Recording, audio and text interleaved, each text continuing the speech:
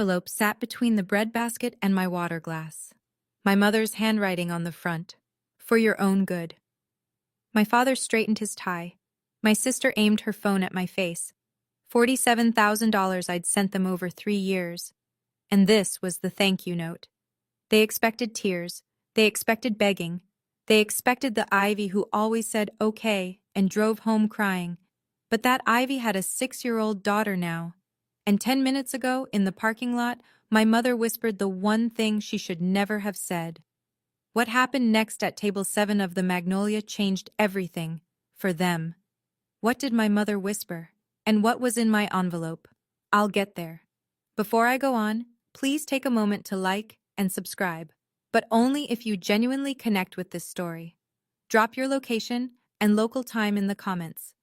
I love knowing where you're listening from. My name is Ivy. I'm 32. And this is what happens when the quiet one stops being quiet. Now let me take you back 6 months, to the night my father decided I was the problem. Crestwood, Georgia. Population, just enough for everyone to know your business by Sunday. I've lived here my whole life. Same streets, same faces, same whispers at the post office. I work at Paw Print Veterinary Clinic on Miller Road. I'm a vet tech. That means I'm the one holding your terrified Labrador still while Dr. Nguyen gives a shot. It means I smell like antiseptic and golden retriever by the time I clock out. My daughter Lily says I smell like love. That kid keeps me honest. Lily is 6. She's in that stage where every sentence starts with, but why? She wants to know why dogs pant, why the sky goes pink, why we don't eat at restaurants like the kids at school. That last one I dodge. We live in a 2-bedroom apartment above the hardware store on Elm. The carpet's older than I am. The faucet drips if you don't turn it just right. But it's ours. It's stable. Lily has her own room with glow-in-the-dark stars on the ceiling that I stuck up there her first night. Stable. That's the word I built my life around. Because stability costs. And for the past 3 years, mine cost exactly $1,300 a month. That's what I sent my parents. Every month. Automatic. The first of the month, my Venmo pinged. $1,300 to Gerald Thornton. Rent money I could have saved. Dance classes Lily could have taken. Dinners out we never had. $1,300 a month. 36 months. $46,800 total.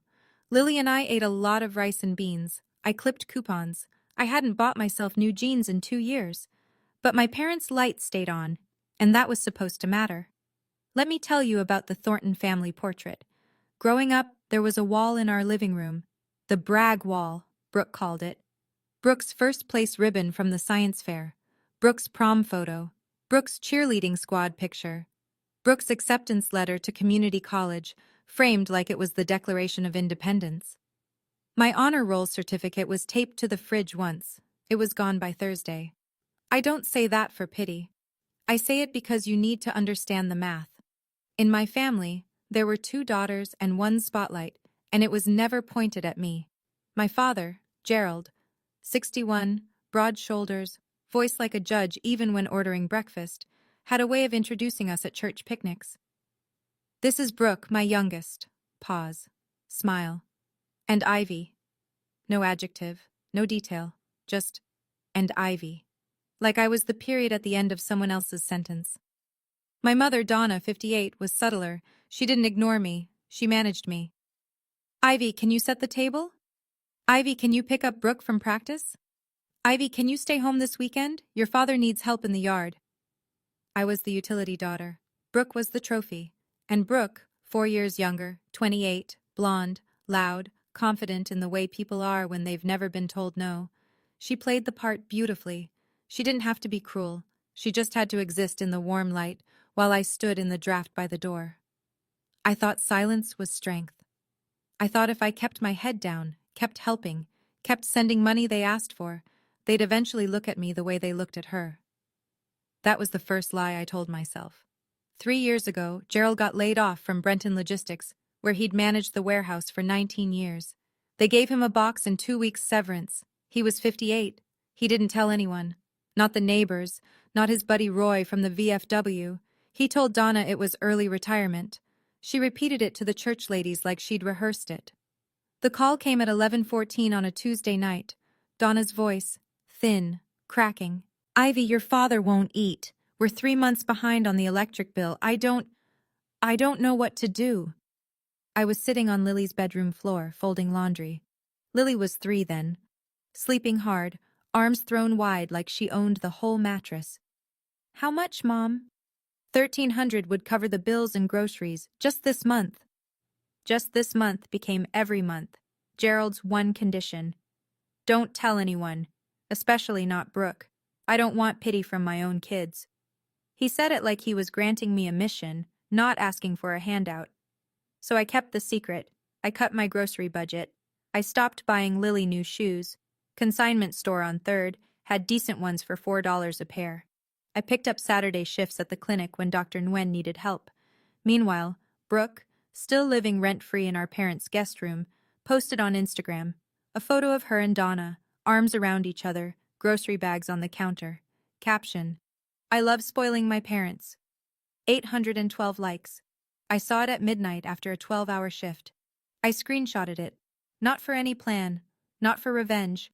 Because it hurt, and I wanted proof that the hurt was real. That screenshot sat in my phone for 3 years. 18 months ago, Brooke met Marcus Webb. The Webbs are Crestwood's version of royalty. Marcus's father runs Webb Properties. Half the commercial buildings downtown carry his name on the lease. Marcus himself is a CPA at the family firm. Quiet, polite, the kind of man who holds doors and remembers your coffee order.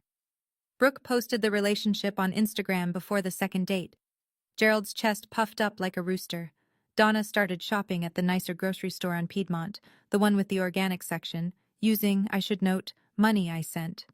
The Webb engagement changed the temperature in my family. Suddenly, image wasn't just important, it was everything. Gerald stopped wearing his old flannel to the hardware store. He bought a blazer. Donna got her hair colored every 6 weeks. They spoke about our family in careful, curated terms, the version where Gerald retired early, Donna arranged flowers, and Brooke was the devoted daughter keeping everyone afloat. I met Marcus exactly once, at a backyard barbecue that summer. He was grilling burgers. I was refilling the lemonade pitcher because Donna pointed at it and said, Ivy. Marcus turned from the grill. So, what do you do? I'm a vet tech. My father materialized behind me. She's still figuring things out. I watched Marcus register that. His eyes moved from Gerald to me. 1 second longer than expected, like he was filing something away. I didn't think about it again. Not then. 2 weeks after the barbecue, Donna called.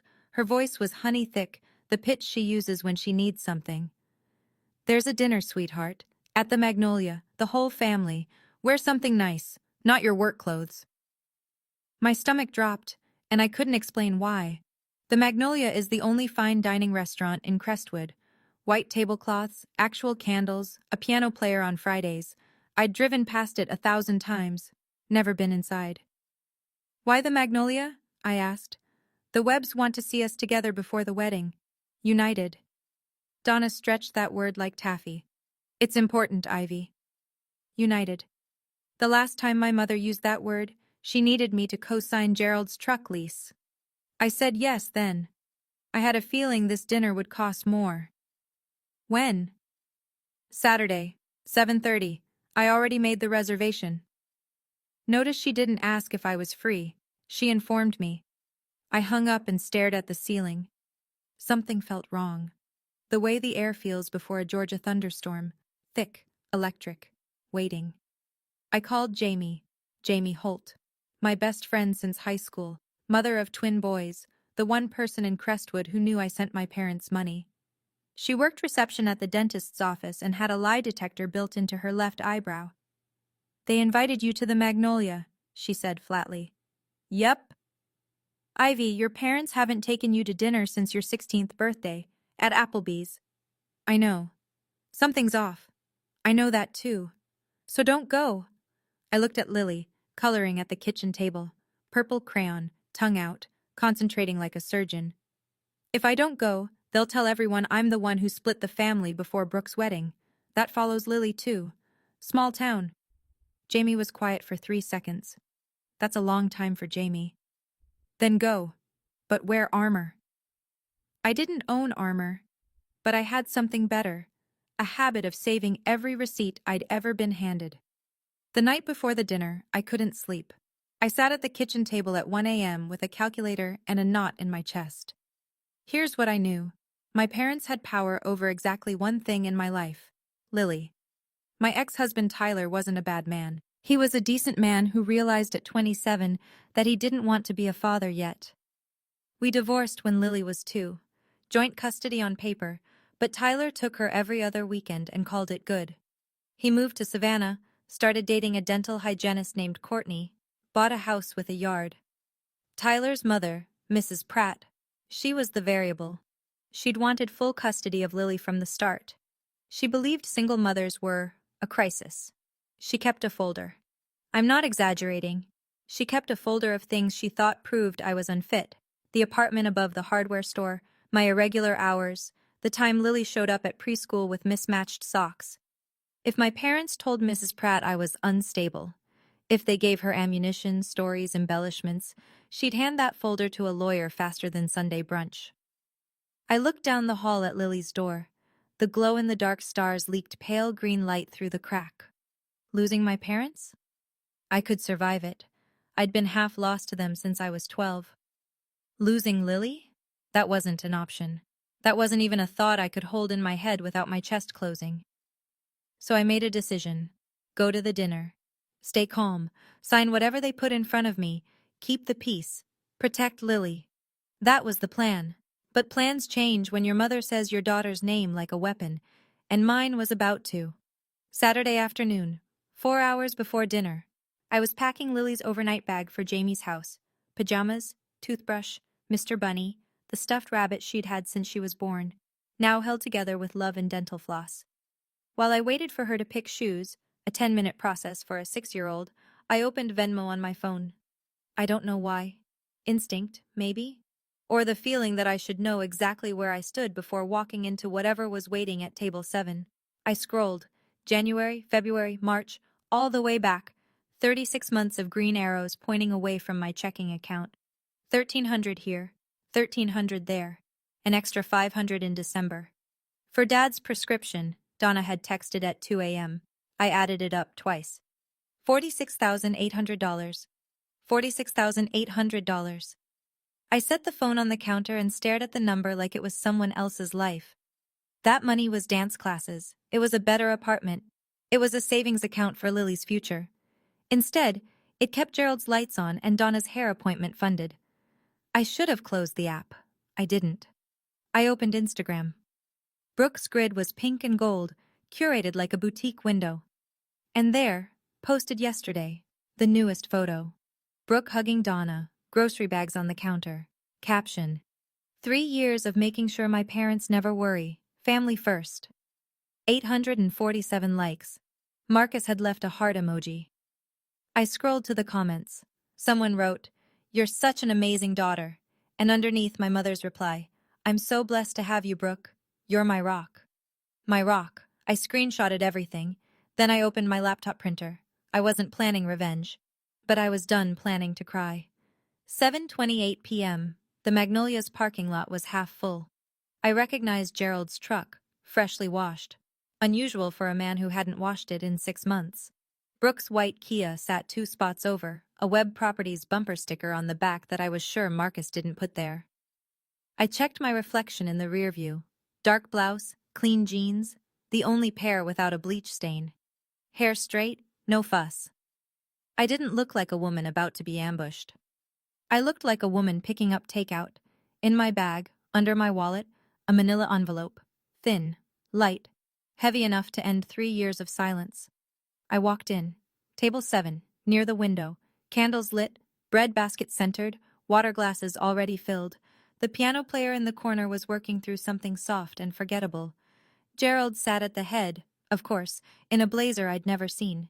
Donna wore a navy dress, pearls I recognized from her anniversary set. Her eyes were already pink-rimmed. Pre-performance. Brooke sat beside Marcus, champagne flute in hand, face done up like a magazine ad. Her phone leaned against the crystal bud vase in the center of the table, screen facing my empty chair. I knew that angle. I'd read an article last year about how people position phones for covert recording during custody disputes. The camera was aimed right where my face would be. Marcus stood when I approached. He was the only one. Ivy. He nodded. Slight smile. Genuine. Hey, Marcus. Gerald didn't rise. Donna patted the chair beside her. You look nice, honey. Sit. The chair was cold. The bread smelled warm. And across the table, my sister's phone screen glowed faintly red. Recording. For 15 minutes, we pretended. He was a decent man who realized at 27 that he didn't want to be a father yet. We divorced when Lily was 2. Joint custody on paper, but Tyler took her every other weekend and called it good. He moved to Savannah, started dating a dental hygienist named Courtney, bought a house with a yard. Tyler's mother, Mrs. Pratt, she was the variable. She'd wanted full custody of Lily from the start. She believed single mothers were a crisis. She kept a folder. I'm not exaggerating. She kept a folder of things she thought proved I was unfit.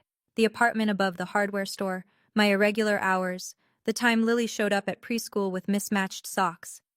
If my parents told Mrs. Pratt I was unstable, if they gave her ammunition, stories, embellishments, she'd hand that folder to a lawyer faster than Sunday brunch. I looked down the hall at Lily's door. The glow-in-the-dark stars leaked pale green light through the crack. Losing my parents? I could survive it. I'd been half lost to them since I was 12. Losing Lily? That wasn't an option. That wasn't even a thought I could hold in my head without my chest closing. So I made a decision. Go to the dinner. Stay calm. Sign whatever they put in front of me. Keep the peace. Protect Lily. That was the plan. But plans change when your mother says your daughter's name like a weapon, and mine was about to. Saturday afternoon, 4 hours before dinner. I was packing Lily's overnight bag for Jamie's house. Pajamas, toothbrush, Mr. Bunny, the stuffed rabbit she'd had since she was born, now held together with love and dental floss. While I waited for her to pick shoes, a 10-minute process for a 6-year-old, I opened Venmo on my phone. I don't know why. Instinct, maybe? Or the feeling that I should know exactly where I stood before walking into whatever was waiting at table 7. I scrolled. January, February, March, all the way back. 36 months of green arrows pointing away from my checking account. 1,300 here, 1,300 there, an extra 500 in December. For Dad's prescription, Donna had texted at 2 a.m. I added it up twice. $46,800. $46,800. I set the phone on the counter and stared at the number like it was someone else's life. That money was dance classes. It was a better apartment. It was a savings account for Lily's future. Instead, it kept Gerald's lights on and Donna's hair appointment funded. I should have closed the app. I didn't. I opened Instagram. Brooke's grid was pink and gold, curated like a boutique window. And there, posted yesterday, the newest photo. Brooke hugging Donna, grocery bags on the counter. Caption: 3 years of making sure my parents never worry. Family first. 847 likes. Marcus had left a heart emoji. I scrolled to the comments. Someone wrote, "You're such an amazing daughter." And underneath my mother's reply, "I'm so blessed to have you, Brooke. You're my rock." My rock. I screenshotted everything. Then I opened my laptop printer. I wasn't planning revenge. But I was done planning to cry. 7:28 p.m. The Magnolia's parking lot was half full. I recognized Gerald's truck, freshly washed. Unusual for a man who hadn't washed it in 6 months. Brooke's white Kia sat 2 spots over, a Web Properties bumper sticker on the back that I was sure Marcus didn't put there. I checked my reflection in the rear view. Dark blouse, clean jeans, the only pair without a bleach stain. Hair straight, no fuss. I didn't look like a woman about to be ambushed. I looked like a woman picking up takeout. In my bag, under my wallet, a manila envelope. Thin, light, heavy enough to end 3 years of silence. I walked in. Table 7, near the window. Candles lit, bread basket centered, water glasses already filled. The piano player in the corner was working through something soft and forgettable. Gerald sat at the head, of course, in a blazer I'd never seen. Donna wore a navy dress, pearls I recognized from her anniversary set. Her eyes were already pink-rimmed. Pre-performance. Brooke sat beside Marcus, champagne flute in hand, face done up like a magazine ad. Her phone leaned against the crystal bud vase in the center of the table, screen facing my empty chair. I knew that angle. I'd read an article last year about how people position phones for covert recording during custody disputes. The camera was aimed right where my face would be. Marcus stood when I approached. He was the only one. Ivy. He nodded. Slight smile. Genuine. Hey, Marcus. Gerald didn't rise. Donna patted the chair beside her. You look nice, honey. Sit. The chair was cold. The bread smelled warm. And across the table, my sister's phone screen glowed faintly red. Recording. For 15 minutes, we pretended. Gerald asked Marcus about a property deal on the south end of town. Donna complimented Brooke's earrings. Marcus asked me how work was going. I said fine. Nobody asked about Lily. The appetizers arrived. Shrimp cocktail, roasted beet salad, things I'd never ordered in my life because they cost more than my weekly grocery run. I ate one shrimp. It tasted like money I'd sent. Then Gerald cleared his throat. That sound. I'd heard it 1,000 times before report cards, before lectures, before every announcement that rearranged my life without my consent. The throat clear was his gavel. He reached into his blazer and produced a white envelope. Donna's handwriting on the front, careful cursive. For your own good. Ivy. Gerald set it between the bread basket and my water glass. Your mother and I have been thinking about this for a long time. Donna pressed her napkin to her eyes. On cue.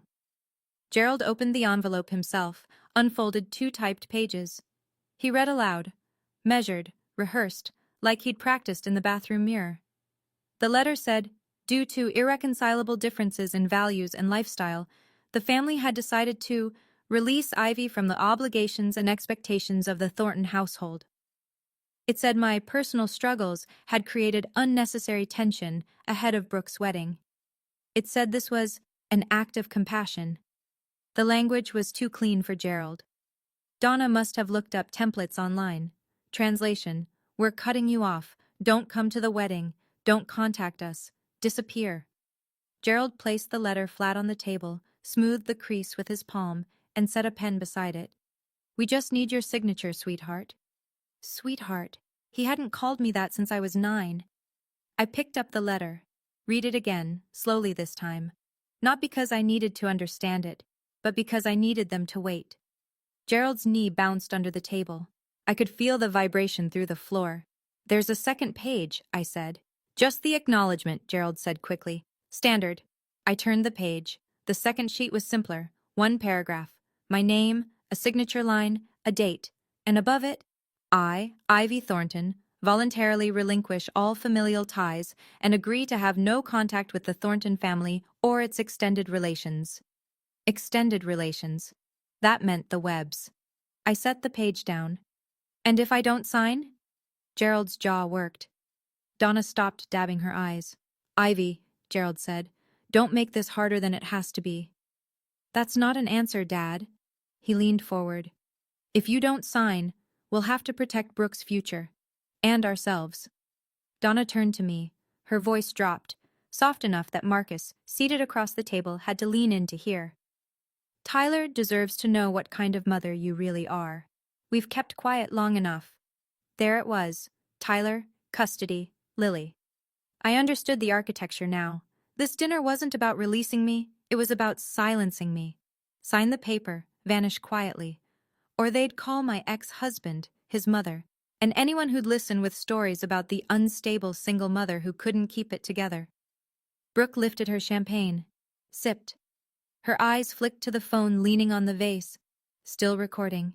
Marcus sat motionless, fork halfway to his mouth, watching the scene like a man slowly realizing he walked into the wrong room. My mother whispered, "Think about Lily. Do the right thing. Think about Lily." She said my daughter's name the way you'd lay down a trump card, casually, like it cost her nothing, but it cost me everything. I looked at my mother, really looked. The pink-rimmed eyes, the trembling lip, the pearl necklace catching candlelight. A woman who'd texted me at 2 in the morning begging for $500, who'd called me crying about the water bill, who'd written, "You're the only one I can count on." and was now using my child as a bargaining chip in a restaurant she couldn't afford. Something inside me didn't snap. I want to be clear about that. Snapping is loud. This was quiet. This was a door closing, a lock turning. The last flicker of, maybe they'll change, going dark like a pilot light. Donna leaned closer. Her perfume, the same white diamonds she'd worn my entire life, filled the space between us. Sign it, Ivy, barely audible. Or I will personally call Tyler's mother and tell her you are an unfit mother. I have stories, and I will make sure Lily grows up knowing you chose pride over her. She pulled back, smiled, the satisfied smile of a woman who believes the game is already won. I straightened my back, breathed in, breathed out. Under the table my hands were shaking, but not from fear, from something older, hotter, and far more patient. I thought about my bag on the floor beside my chair, the manila envelope inside. She had radar for drama the way dolphins have sonar. Donna reached for Gerald's arm. "Gerald, lower your voice, people are watching." "She's deflecting." Brooke's voice cut in, sharp and practiced. "This is what she does, Dad. She makes everything about herself." Brooke turned to Marcus with the expression she'd perfected since childhood, the wide-eyed, hurt but brave face. "I'm sorry you're seeing this. She's always been like this." Gerald followed up, pivoting to Marcus like a salesman closing a deal. "Marcus, I apologize for the disruption. Ivy has always been dramatic. This is exactly why we had to make this decision." Marcus said nothing. His water glass sat untouched. His eyes moved between Gerald and me with the focused stillness of a man running calculations in his head. I watched Mrs. Patterson lean toward her husband. Her lips moved. I didn't need to hear the words. In Crestwood, witnesses were permanent. Gerald tapped the pen against the letter. "Sign it, Ivy.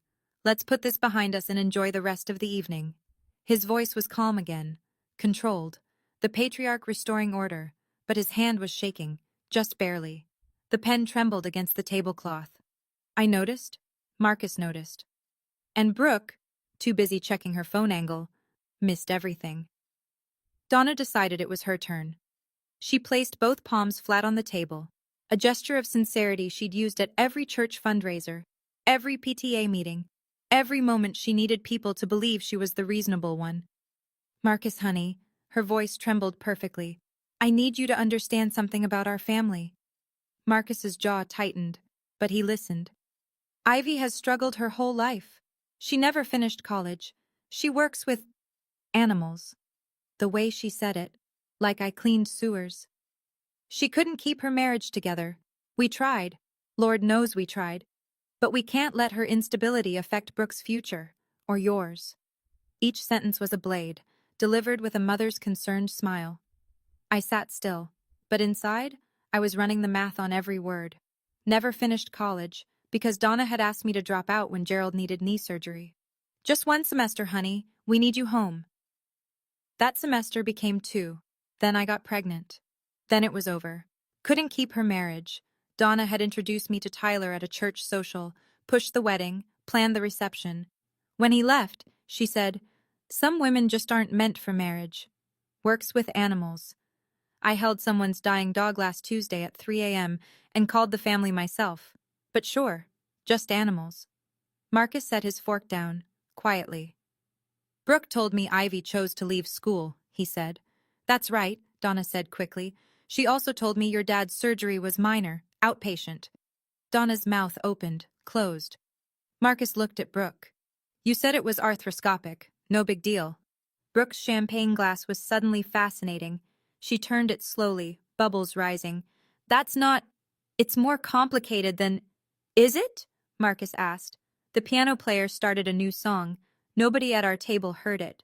Brooke panicked. I could see it. The micro-shift in her posture, the way her shoulders pulled back like a cat cornered. She wasn't used to being questioned. She was used to being believed. "Ivy," Brooke abandoned the soft voice. "Just sign the letter. Don't make this ugly." "What happens if I don't?" Brooke picked up her phone, held it up, screen toward me, not even pretending anymore. "I've been recording this entire dinner." Her chin lifted. "If you don't cooperate, I'll send this to Tyler's lawyer. A mother having a public meltdown at a restaurant?" She tilted her head, faux sympathetic. Not a great look in custody court. The table next to us went quiet. Mrs. Patterson's fork hovered midair. I haven't had a meltdown, I said. Brooke smiled. Not yet. But you will. You always do. Gerald tapped the pen on the table twice. Sign the paper, Ivy. Last chance. Donna leaned close enough that I could feel her breath on my ear. Think about Lily. There it was again. Lily's name. The weapon. 3 of them, eyes locked on me, waiting for the crack.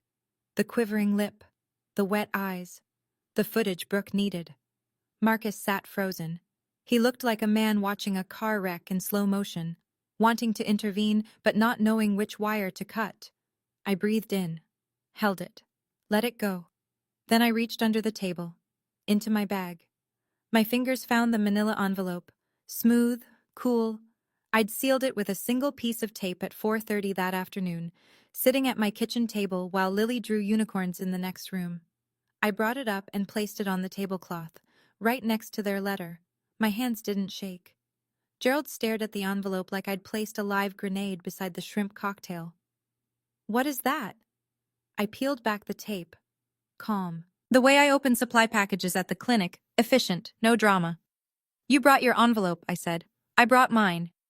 Donna's hand moved toward her pearls. Brooke lowered her phone an inch.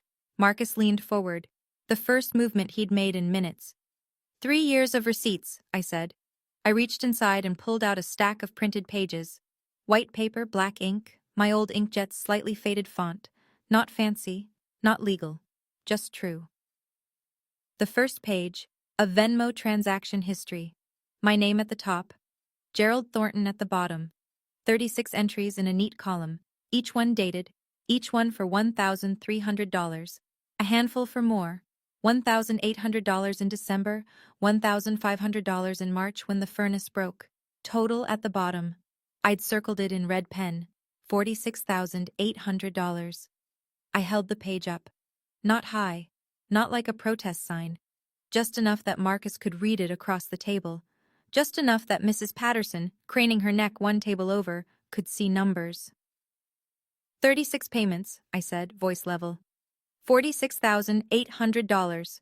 From my checking account to yours. Gerald's mouth opened. No sound came out. Like someone had unplugged his speaker. Donna's pink-rimmed eyes went wide, real this time. Not performance. Pure fear. Brooke set her champagne down so hard the stem wobbled. I placed the page flat on the table, beside their disownment letter. Side by side. Their fiction. My math. Should I keep going? I asked. Because I have 2 more pages. Nobody said no. Nobody said anything at all. I pulled out the second page. Printed text messages, time-stamped, complete with Donna's contact name at the top. Mom. November 15th, I read. 11:47 p.m. From Mom. I glanced at Donna. She looked like she'd swallowed her pearls. Ivy, please, the water bill is $340. Dad won't ask, but we're desperate. Don't tell Brooke, she'll worry. Ivy, Donna started. I turned the page sideways so Marcus could see the screenshot. Date, time, sender, all there. January 3rd, 2:08 a.m. From Mom. Can you send $500 extra this month? Dad needs his prescription refilled. You're the only one I can count on. Donna's hand shot across the table. Give me that. I pulled the page back. Not fast, slow, deliberate, like removing a bandage. March 19th, 1:14 a.m. Ivy, the mortgage company called again. I'm so scared. Please don't tell your father I texted you this late. Gerald turned to Donna. His face had gone from white to gray. You texted her at 1 in the morning? Gerald, I was scared, Every month, I said. For 3 years. At midnight, at 1, at 2 a.m. While Lily was sleeping and I was awake doing the math on whether I could afford both groceries and your electric bill. Marcus pulled the Venmo page toward him. He studied it the way accountants study things, line by line, number by number. Then he looked up at Brooke. You said you were paying their bills. Brooke's face went red, not embarrassed red, caught red. She's exaggerating. I helped too. How much? Marcus asked. Simple, quiet. How much did you send them, Brooke? The piano played on. Brooke didn't answer. She didn't have a number, because the number was 0. I laid down the third page. The last one. A color printout. Brooke's Instagram post from 2 days ago. The photo. Brooke and Donna, arms around each other, grocery bags artfully arranged on the kitchen counter. The caption, in Brooke's signature bubbly font. 3 years of making sure my parents never worry. Family first. I placed it next to the Venmo records. This, I said, pointing to the Instagram post, is what she told the world. I moved my finger to the bank records. This is what I actually paid. The 2 pages sat side by side like a split screen. Fiction on the left, $46,800 of truth on the right. Marcus stared at both pages. His expression didn't twist into anger. It settled into something worse. Disappointment. The quiet kind. The kind that means someone has finished recalculating who you are. He turned to Brooke. Which part should I believe? He asked. The Instagram caption? Or 36 bank transfers? Marcus, baby, I can explain. Which part? He repeated. The part where you took credit for your sister's money? Or the part where your parents planned this dinner to cut her off because of it? Brooke's mouth worked. No words came. Donna's tears had started. Real ones now, not the theatrical kind. Her mascara ran in thin black rivers down her cheeks. For the first time in my memory, her tears didn't make me feel guilty. They made me feel tired. Gerald sat rigid. The patriarch who'd walked in owning the table was now staring at his bread plate, like it held instructions for what to do when your whole plan collapses in front of your future son-in-law. Mrs. Patterson didn't even pretend to look away anymore. Marcus folded his napkin, set it beside his plate. Precise. The way he probably closed a ledger at the end of the day. Then he stood. The chair scraped against the tile. A sound small enough to be nothing in any other restaurant. But in the vacuum of table 7, it cracked like a gunshot. Where are you going? Brooke's voice pitched high. The confident, curated Brooke from Instagram was gone. This Brooke sounded 20 years younger and twice as scared. Home, Marcus said. My home. I need to think. Marcus, she's manipulating you. She planned this whole... Marcus held up one hand. Not aggressive, just final. Brooke. He spoke the way you'd speak to someone you were very tired of protecting from themselves. Your sister just showed me 36 months of bank records. You showed me an Instagram caption. He paused. I know which one I believe. He looked at me. One nod. Brief. The kind of respect you give someone who told the truth when it would have been easier to lie. Then he walked toward the door. Unhurried. Past Mrs. Patterson's table. Past the hostess stand. Past the piano player, who transitioned seamlessly into another ballad, as if Marcus Webb's engagement wasn't crumbling in real time. Brooke shoved her chair back. The legs shrieked against the floor. She grabbed her clutch and ran after him, heels clicking rapid fire on the stone, champagne glass abandoned, phone forgotten on the table, still recording, still pointed at my chair. Gerald and Donna and I sat in the wreckage. Their disownment letter lay open. My receipts lay open beside it. The candle flickered between them like a referee unsure which side to call. Nobody in the restaurant moved. Then, a fork clinked. A glass was set down. Life resumed, but not at table 7. I gathered my pages, stacked them, tapped the edges even against the table, the same motion I used to square up patient charts at the clinic. Neat, orderly. I slid them back into the manila envelope. Gerald spoke first. His voice was hoarse, like he'd swallowed sand. You just ruined your sister's engagement. I looked at him, my father, the man who'd introduced me as an afterthought for 32 years. No, I said. Brooke's lies ruined her engagement. I just stopped lying for her. Donna's hands were flat on the table, mascara streaked, pearls rising and falling with shallow breaths. After everything we've done for you, you've done nothing for me, Mom. I said it without heat, without spite, like reading a lab result. I did everything for you, and you rewarded me with this. I pointed at their letter. For your own good. Donna's neat cursive, now smeared with a water ring from Gerald's glass. I stood, picked up my bag, slid the strap over my shoulder. I'm not signing your letter. I'm not begging. And I'm not your secret anymore. Gerald opened his mouth. I kept going. Starting tonight, I'm done sending money. I'm done being invisible. And if either of you contacts Tyler or his mother about Lily, if you say one word about my fitness as a parent, these records become a public conversation, not a private one. I pushed my chair in, quietly, no scraping. I hope you find a way to pay your own bills. I did it for 3 years on a vet tech salary while raising a daughter alone. I'm sure you'll manage. I didn't raise my voice. I didn't slam anything. I didn't give Brooke's still recording phone a single frame it could use. I just walked away from table 7. The walk from table 7 to the front door was maybe 30 feet. It felt like 30 miles. I passed Mrs. Patterson's table. She looked up at me. Not with pity, not with gossip hunger. With something that looked a lot like a nod, small, firm, the kind you give someone who just did a hard thing without flinching. I kept walking. Near the hostess stand, a hand touched my arm.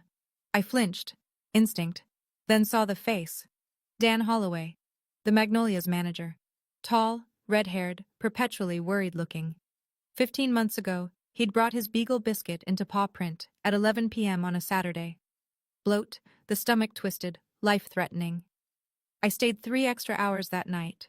Biscuit pulled through. Dan had sent a card that read, "You saved my best friend."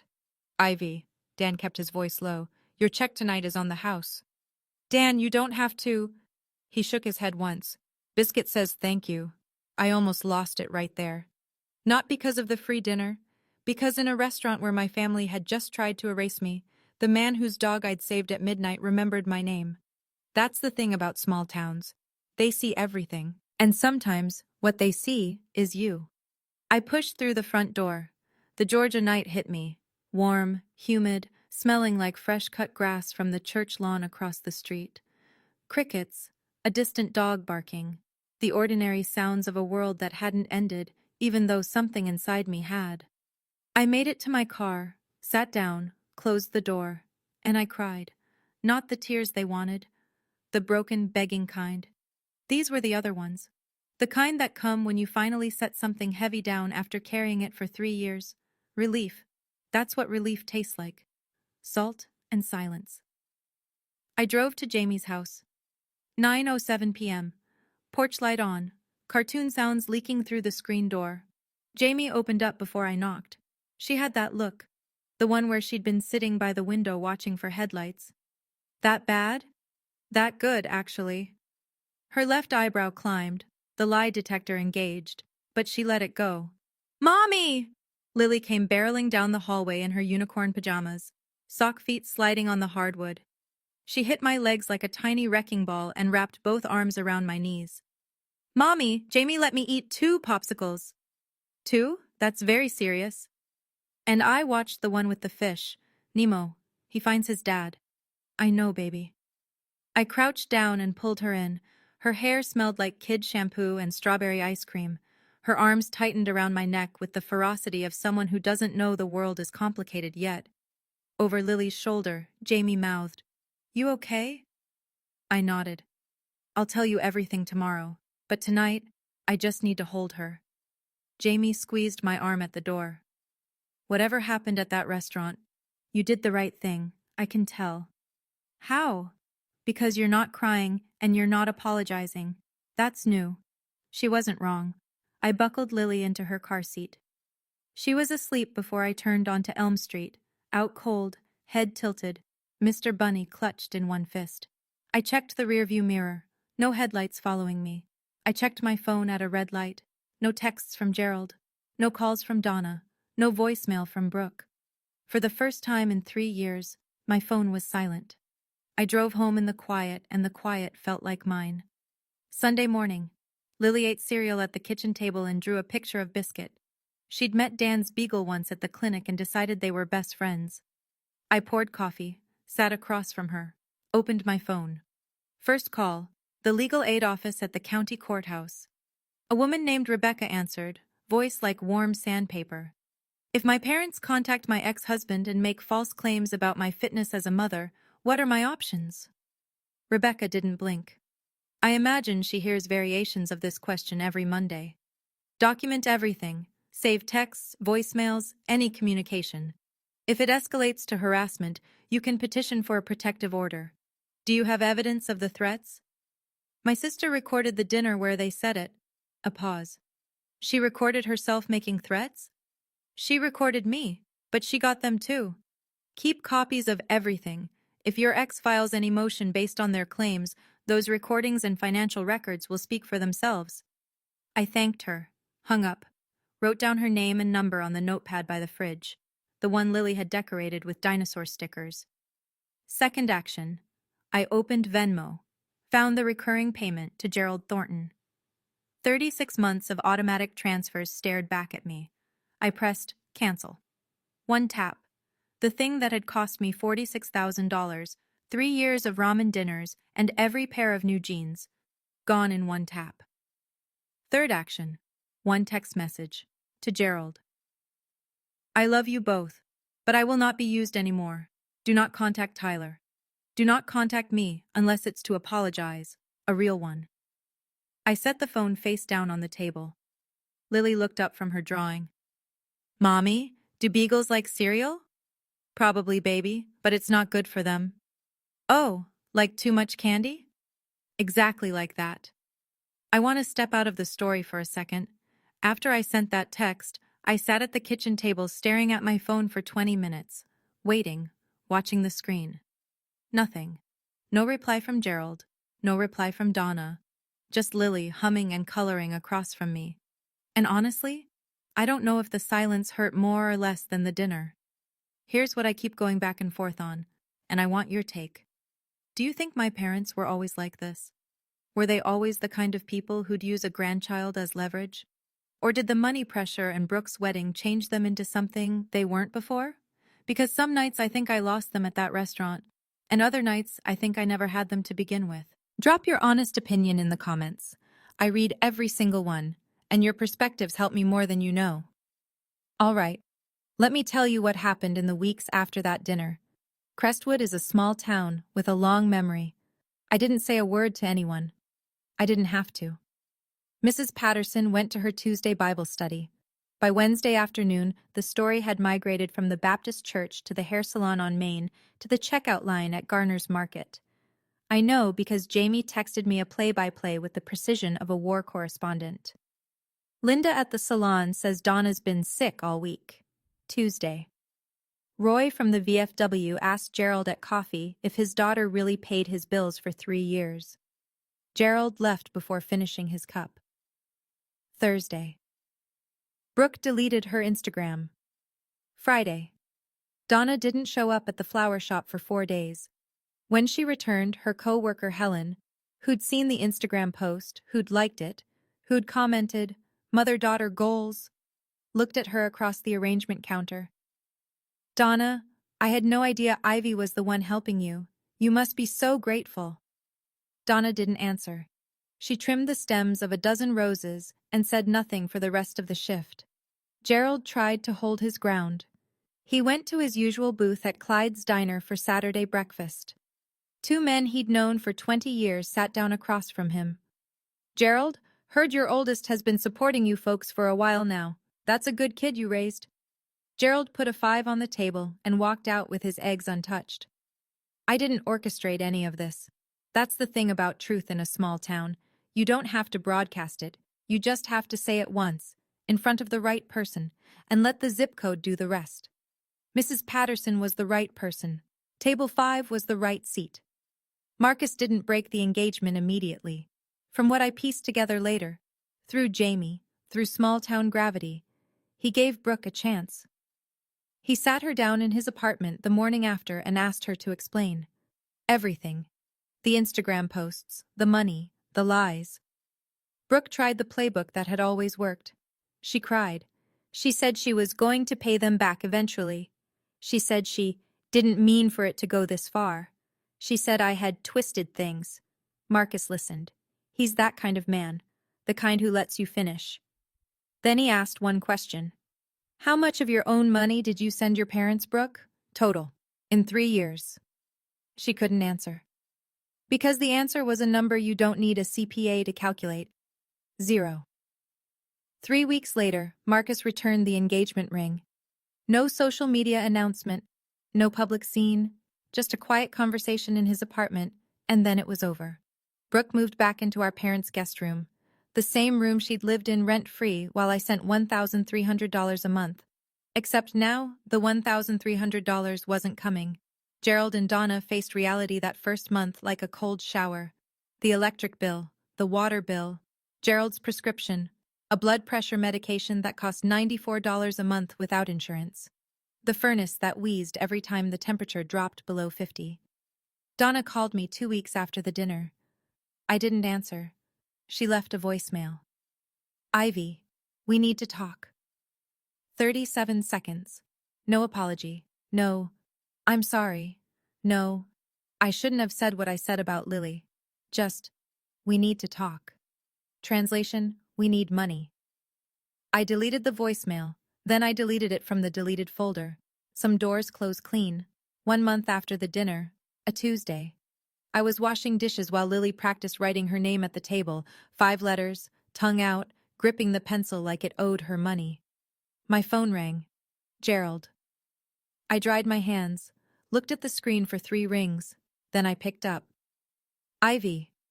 His voice was different, smaller, like the volume knob had been turned down from the inside. Dad? I'm not calling to apologize. Okay. A long breath, the kind that carries weight. The power's going to be shut off Friday. I know. Can you? No. Silence. Not the aggressive kind from the restaurant. The tired kind.